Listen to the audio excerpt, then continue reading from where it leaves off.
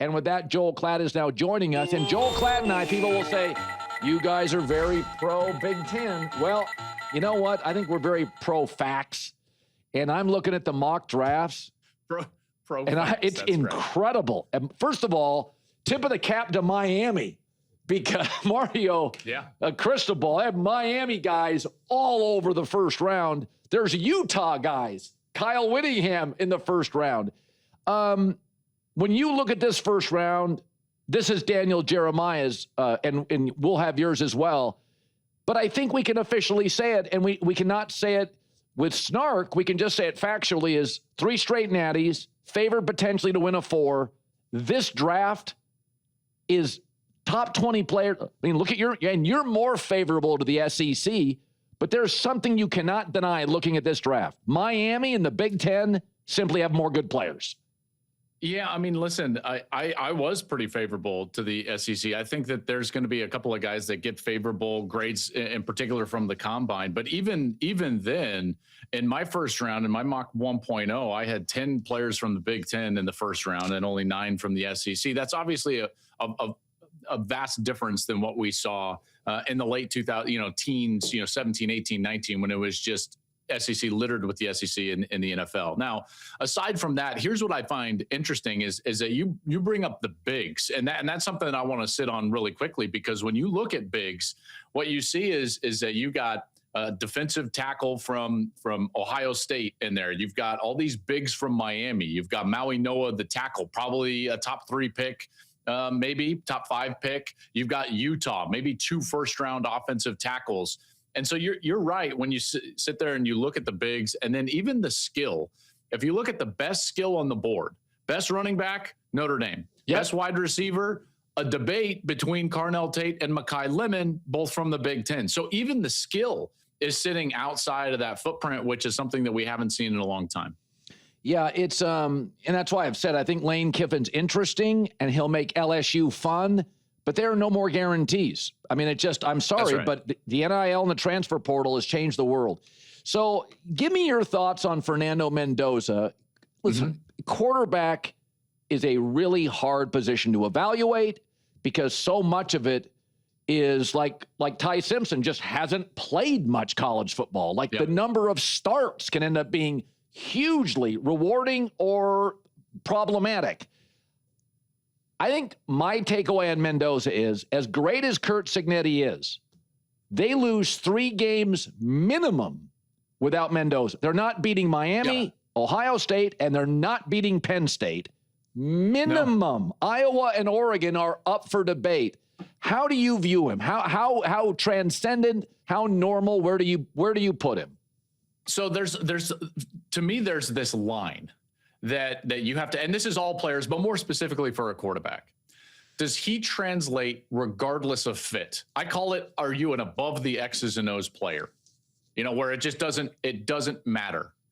I think it's incredibly difficult to find those players, and it's more specifically difficult to find them at the quarterback position. The last guy that I can remember at the quarterback position that was just, regardless of where he went, organizational structure, X's and O's, was Andrew Luck.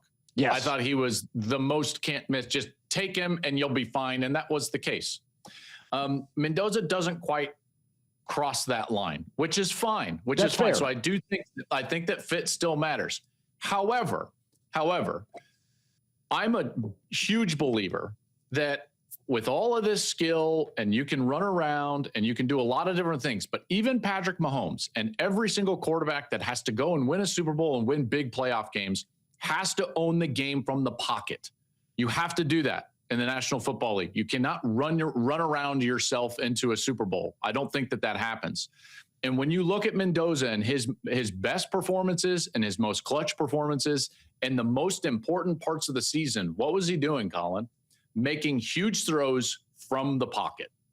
3rd downs, 4th downs, on the road, Iowa, Oregon, Penn State, Big Ten championship game, Ohio State, Natty, Miami. What was he doing? Late in the game, late in the down sequence, making throws from the pocket. I think he's accurate. Reminds me a little bit of Michael Penix and his accuracy in the vein of he's a leverage thrower. Let me tell you what I mean by leverage thrower. A lot of people talk about 50-50 situations, contested catches, right? We talk about that all the time with wide receivers. And yet, Colin, the best quarterbacks never throw 50-50 balls. They're always putting the percentage in the wide receiver's advantage because of the leverage that they throw with from a ball position and ball placement standpoint. Well, he does that. Every time he throws the ball outside to Charlie Becker or Elijah Surratt or Omar Cooper, he's giving them the advantage because it's away from the defender, whether it's down the field or in the middle or on the sideline. He does that. And for those two reasons, owning it from the pocket in big moments and being an anticipatory leverage thrower, I think that this guy is, I don't want to say can't miss, but man, I think he's absolutely going to succeed in the National Football League. So you put out a top 10 college football coaches list this week, and it got some pushback. Nothing jumped out to me. I kind of thought it made a lot of sense to me.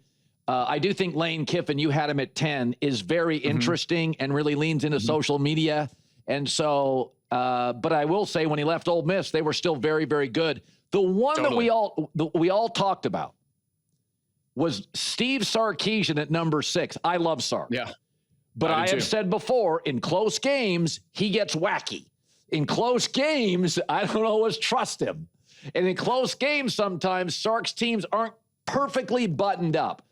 For anybody that would look at your list, and by the way, for the radio audience, it goes Kurt Cignetti, Ryan Day, Kirby Smart, Dan Lanning, Marcus Freeman. I mean, listen, they're all great.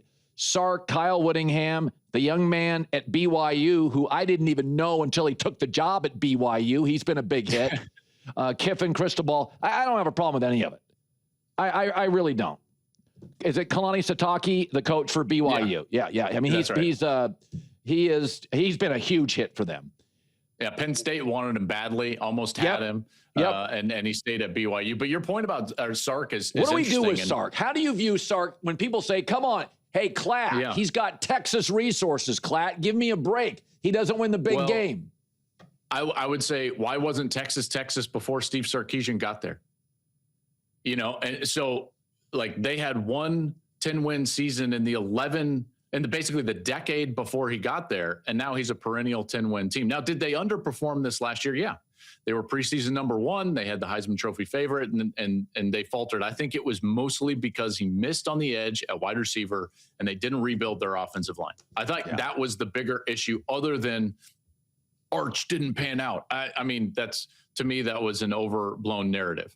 Here's what I said during the episode, and I would encourage everyone to go check it out. You can check it out on YouTube at Joel Klatt Show. But Colin, the thing about Sark is I could make the argument that he should be higher than 6 because he's one of the best game day, game planning play callers in college football. He's just been to 2 national semifinals and was a play from playing for the national championship in each of those games. Did not get run out of the building, even by the eventual national champion, Ohio State. Those were great, phenomenal football games. You could also make the argument that he should be lower because he underperformed based on expectations last year. So he was, I thought, the most difficult ranking, and that's why I put him right in the middle. I put Marcus Freeman ahead of him because Freeman has gotten to the national championship game, and Sark right behind him. So that's why it was 5 and 6 right there. Again, I think you can make the argument Sarkisian should be lower. I think that you can make the argument he could be higher. And that's why you put him right there at 6. I think he's fantastic. And if you were also, real quickly, my top 3 have all won national championships. Dabo hasn't done anything recently, so that's why he's not in the top 10. My next 3, Dan Lanning, Marcus Freeman, Steve Sarkisian, those are the guys that I would bet on most likely to win a national championship in the next 2 or 3 years. Yeah. By the way, you know, not that it's a big topic, but Dabo's kind of going into the transfer portal now. He's doing a Mike Krzyzewski where he's like, yeah, I'm getting beat by guys who are in the portal. I think I'm going to spend some money on the portal. But the problem is Dabo is doing it like I get in a swimming pool. I hate cold water. Like, I cannot stand getting in a swimming pool. You know, it's like, I know I'm going to get in there. My boys are like, come on, Dad, like get in the, and I'm like tiptoeing in, and then I get in and I'm like, oh, it's cold. This is terrible. That's Dabo with the transfer portal. He's like reluctantly dipping his toe in, and then now he's in, and he's like, this is awful. It's cold in here. There's tampering all over the place. It's like, yeah, Dabo, that's the case. Yeah. I also think Texas, I've always said college football has 3 glamour programs: Texas, USC, and Miami. They're glamour programs, meaning Miami, Coral Gables, LA, and Austin. They're music centers. They're cool cities. They're kind of international. Okay. There's a lot going on. There's a lot of distractions. Hard to be distracted, to be honest. They're the most premium brand. You're not saying premium brands. No, You're I'm just saying Glamour from a. Okay, I see what you're saying. I'm saying Miami, USC, and Texas have unique collegiate challenges. Even in the NFL, I've had GMs tell me this. If you're in a port city, maturity matters on the players you draft, like Miami, New Orleans, LA.